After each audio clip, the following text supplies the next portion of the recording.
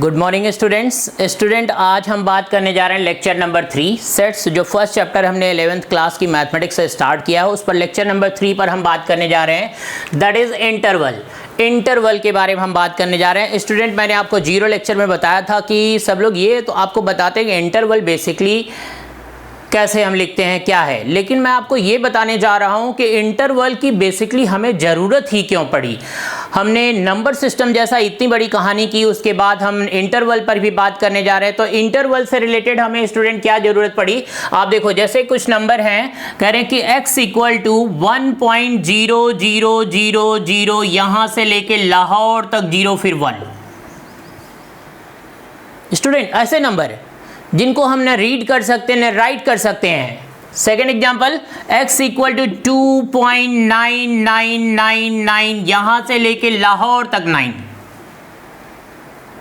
Okay student, आप देखो ऐसे नंबर जिनको हम ना रीड कर सकते हैं ना राइट कर सकते हैं, ऐसे नंबर के लिए बेसिकली ऐसे नंबर के लिए हमने इंटरवल डेवलप किया। तो स्टूडेंट इंटरवल में हम बात करने जा रहे हैं कि इंटरवल बेसिकली कितने टाइप के होते हैं। 4 टाइप्स के इंटरवल हैं। Open interval, open interval student 4 types के इंटरवल हैं। तो ओपन इंटरवल एंड सेकंड हम बात कर रहे हैं कि open closed interval student second है open closed interval and third one is closed open interval student third one is closed open interval and fourth one student हम देख रहे हैं क्लोज्ड इंटरवल। ओके स्टूडेंट, तो टोटल कितने types के interval हैं हमारे सिलेबस में या जो भी हम स्टडी करेंगे उसमें 4 टाइप्स के इंटरवल हैं। 4 टाइप्स के इंटरवल पे स्टूडेंट हमें स्टडी करनी है। ओके, तो आप देखो स्टूडेंट इन नंबर्स को हम रीड या राइट कैसे करेंगे। x इज, जो x है वो लेस देन 3 है एंड ग्रेटर देन 1 है। ओके स्टूडेंट, ये दोनों वैल्यू इसमें इंक्लूड हो गए, दोनों वैल्यू हमने रीड भी कर लिया राइट भी कर लिया। तो कह रहे हैं कि ये x की दोनों ही वैल्यू इसमें इंक्लूड हो गई। इसका मतलब ये x का एक इंटरवल है। और ध्यान देने की बात है स्टूडेंट, x की वैल्यू क्या यहाँ पे 3 होगी? बिल्कुल नहीं होगी। इसका मतलब 3 अभी भी बाहर है, अभी भी इंटरवल के बाहर है। और जब तक 3 बाहर रहेगा तब तक हम इसको ओपन रखेंगे, जब तक 3 बाहर है तब तक ओपन रखेंगे। और जैसे ही 3 आ गया उसको हम बोलेंगे स्टूडेंट, क्या बोलेंगे? क्लोज्ड। जैसे ही 3 अंदर आया क्लोज्ड।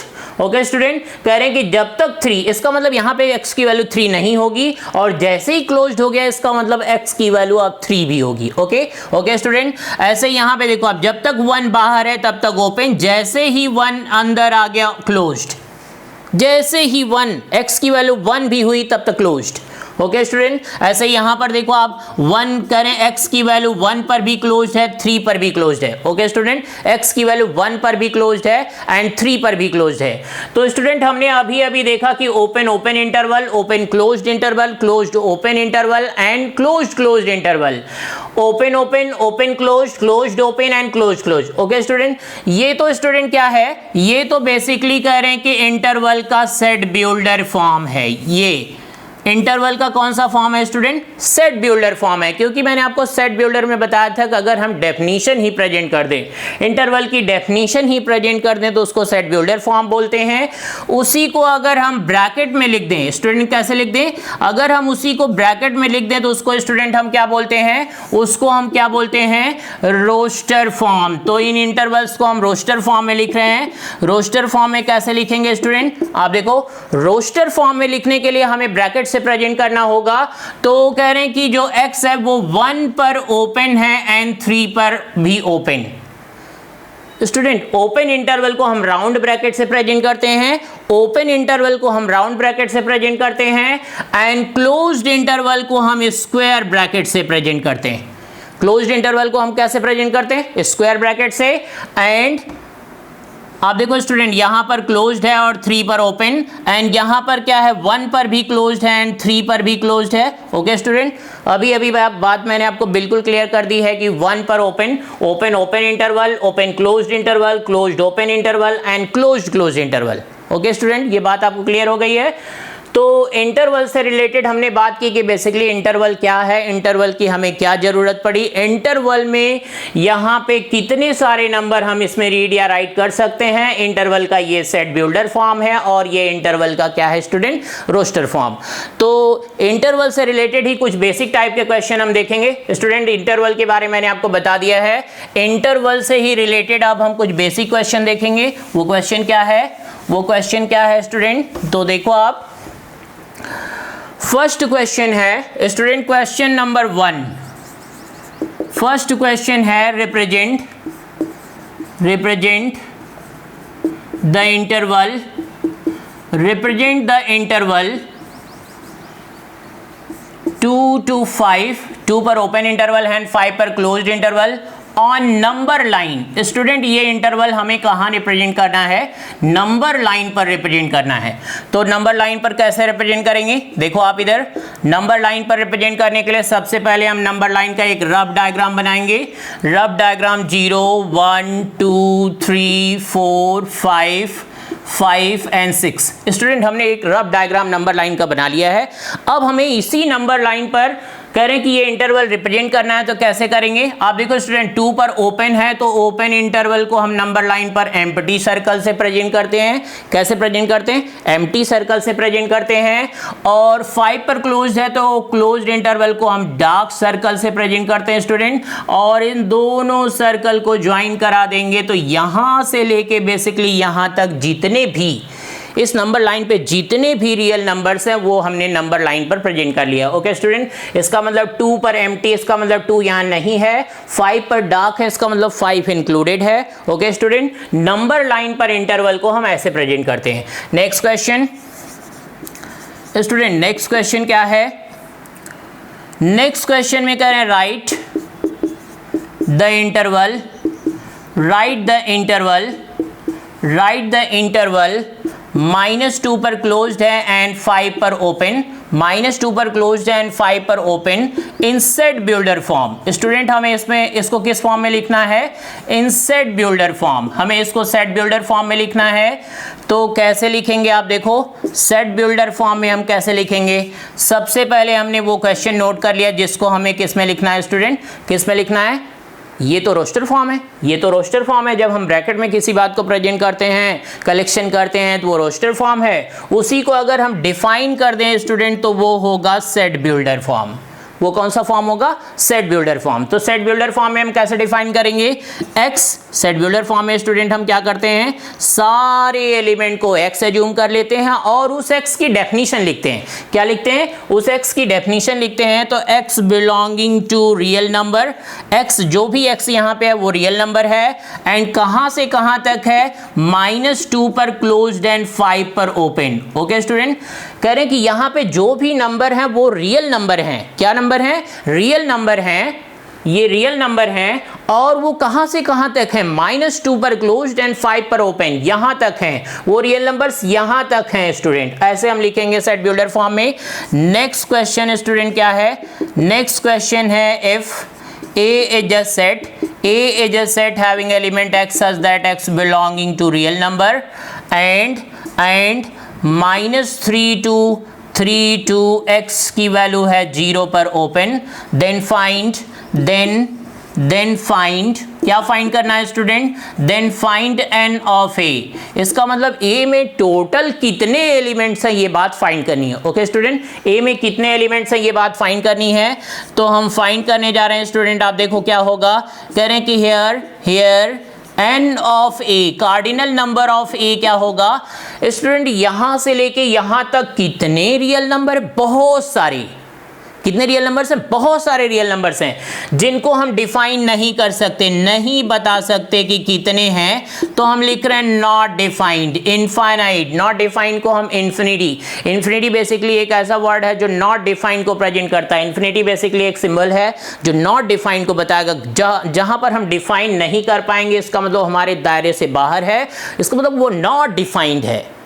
इनफाइनाइट नंबर्स है, कितने हैं पता नहीं, नॉट डिफाइंड, हम नहीं बता पाएंगे। तो स्टूडेंट ये बात आपको अब तक क्लियर हो गई है कि इंटरवल को नंबर लाइन पर कैसे प्रेजेंट करेंगे, इंटरवल को सेट बिल्डर फॉर्म में कैसे लिखते हैं, इंटरवल में, एक इंटरवल में कितने रियल नंबर्स होंगे पता नहीं, इनफाइनाइट रियल नंबर्स होंगे। Okay student, okay student. तो अभी अभी हमने बात इंटरवल पे कर ली है, अभी अभी हमने बात इंटरवल पे कर ली है स्टूडेंट।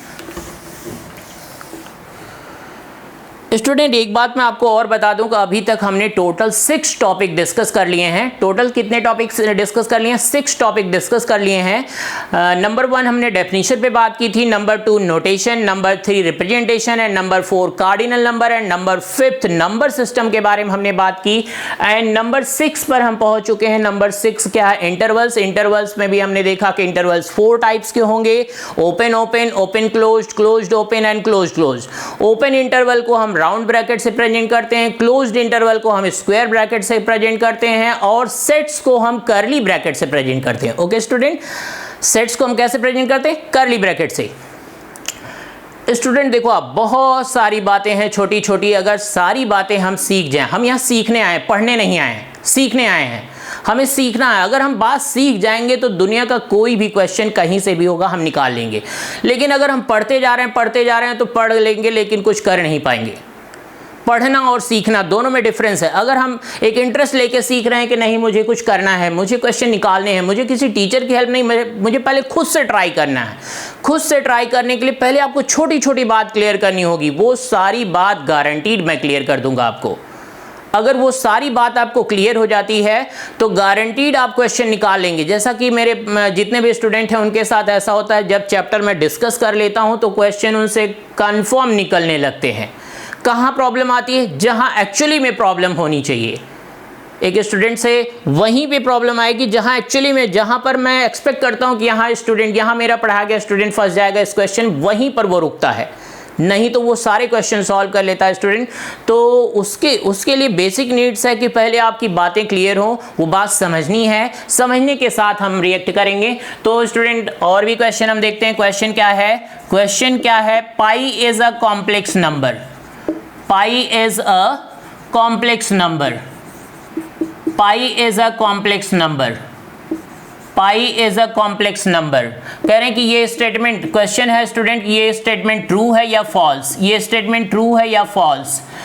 तो स्टूडेंट मैंने आपको बताया था कि कॉम्प्लेक्स नंबर क्या है। कॉम्प्लेक्स नंबर नंबरों में सबसे बड़ा नंबर है, नंबरों का दादा बोलते हैं इसको। इसका मतलब किसी के साथ अगर कॉम्प्लेक्स नंबर लग रहा है तो कॉम्प्लेक्स नंबर सबसे बड़ा पैकेट है। और पाई क्या है? इरेशनल नंबर है। इरेशनल नंबर कॉम्प्लेक्स से छोटा पैकेट है, तो सारे छोटे पैकेट बड़े पैकेट को फॉलो करेंगे। ओके स्टूडेंट, तो आपको मैंने बताया भी था कि सबसे छोटा पैकेट नेचुरल नंबर है, नेचुरल नंबर के बाद होल नंबर्स है, होल नंबर्स के बाद इंटीजर्स हैं, इंटीजर्स के बाद स्टूडेंट मैंने आपको दिखाया था कि रैशनल नंबर है। इर्रेशनल की दुनिया बिल्कुल अलग है, ये इर्रेशनल नंबर है। दोनों को कंबाइन किया जब हमने तो ये क्या हो गया स्टूडेंट? ये क्या हो गया? Real numbers. रियल नंबर्स और इमेजिनरी नंबर की दुनिया बिल्कुल अलग है। इसको भी जब हमने फाइनली कंबाइन कर दिया तो ये है कॉम्प्लेक्स नंबर। स्टूडेंट सारे छोटे पैकेट ये सारे ही कॉम्प्लेक्स होंगे, तो ये इर्रेशनल भी कॉम्प्लेक्स होगा। इसका मतलब ये स्टेटमेंट क्या है? ट्रू स्टेटमेंट है। ओके स्टूडेंट, ये कैसा स्टेटमेंट है? ट्रू स्टेटमेंट है। Okay, next question. तो आंसर आ गया स्टूडेंट, ये कैसा स्टेटमेंट है? ट्रू स्टेटमेंट है। ओके, नेक्स्ट क्वेश्चन क्या है स्टूडेंट? नेक्स्ट क्वेश्चन वही पुराना क्वेश्चन है, pi equal to 22/7, it is true और फॉल्स? इट इज ट्रू और false? Student pi equal to 22/7 ये स्टेटमेंट ट्रू है या फॉल्स? आपको पता है कि पाई एक इरेशनल नंबर है और इस साइड में रैशनल नंबर, और मैंने बताया कि रैशनल और इरेशनल की दुनिया बिल्कुल अलग है, इनका आपस में कोई कंपैरिजन नहीं है। इसका मतलब ये बिल्कुल ही गलत स्टेटमेंट है।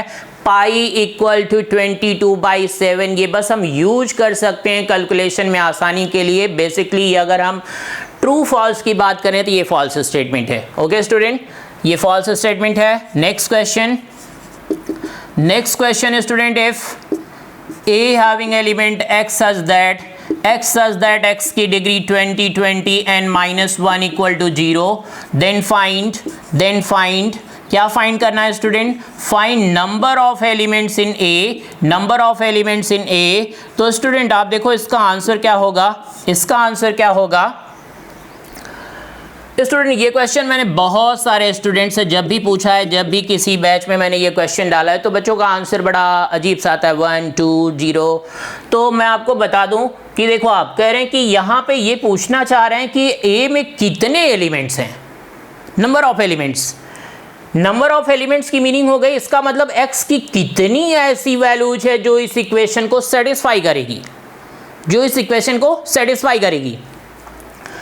तो स्टूडेंट मैं आपको बता दूं कि आपने क्लास 10th में पढ़ा था, अभी 10th से आप 11th में आए हो, तो 10th में आपने पढ़ा था कि किसी इक्वेशन की जितनी डिग्री होती है उसके उतने ही रूट्स होते हैं। किसी इक्वेशन की जितनी डिग्री होती है उसके उतने ही रूट्स होते हैं। जैसे क्वाड्रेटिक इक्वेशन है तो डिग्री 2 है तो 2 रूट्स होंगे alpha and beta. Cubic equation है तो डिग्री 3 है तो 3 रूट्स होंगे alpha beta gamma. And by quadratic equation है तो डिग्री 4 है तो 4 रूट्स होंगे अल्फा बीटा गामा डेल्टा। ऐसे ही इसकी डिग्री 20 है तो इसका मतलब इसके इतने ही रूट्स होंगे जो इस इक्वेशन को सेटिस्फाई करेंगे। ओके स्टूडेंट, ये छोटी छोटी बात अभी हम सीख रहे हैं, आगे हम क्वेश्चन में जब यूज करेंगे तो आपको लगेगा कि नहीं ये सारी बातें हमें पता होनी चाहिए। 10th से हम 11th में आ गए हैं तो ये छोटी छोटी बात, इस इक्वेशन को हमें सॉल्व करने की जरूरत नहीं है। हम बाई जो हमारे पास प्रायर नॉलेज थी उस बिहाफ पर हमने आंसर लिख लिया। ओके स्टूडेंट, ये बात अब आपको क्लियर है। अभी मैंने आपको कुछ क्वेश्चन दिखाए, छोटे छोटे बेसिक क्वेश्चन। ये बेसिक क्वेश्चन सीख करके ही हम चैप्टर में इंप्लीमेंट कर पाएंगे। जब हम क्वेश्चन पर आएंगे तो गारंटीड आपसे क्वेश्चन निकलेगा स्टूडेंट। अभी तक जितनी बात हमने डिस्कस कर ली, इससे आप एनसीईआरटी की फर्स्ट एक्सरसाइज, क्लास 11th की मैथ्स की एनसीईआरटी लेकर के आपको फर्स्ट एक्सरसाइज 1.1 अगर आप क्वेश्चन निकालोगे स्टूडेंट, गारंटीड आपसे सारे क्वेश्चन निकलेंगे और बिल्कुल क्लियर होगा कि सेट्स है या नहीं है, वो कलेक्शन वेल डिफाइंड है या नहीं है, उसमें एलिमेंट्स होगा या नहीं होगा, प्लस सेट बिल्डर फॉर्म में कैसे लिखना है, रोस्टर फॉर्म में कैसे लिखना है। ओके स्टूडेंट, नंबर सिस्टम में नेचुरल नंबर क्या है, इंटीजर्स क्या है, ये सारी बात आपको बिल्कुल क्लियर होगी। ओके स्टूडेंट, तो ये बात ध्यान रखनी है, इतनी सारी बातें सॉल्व करनी है। Okay, thank you.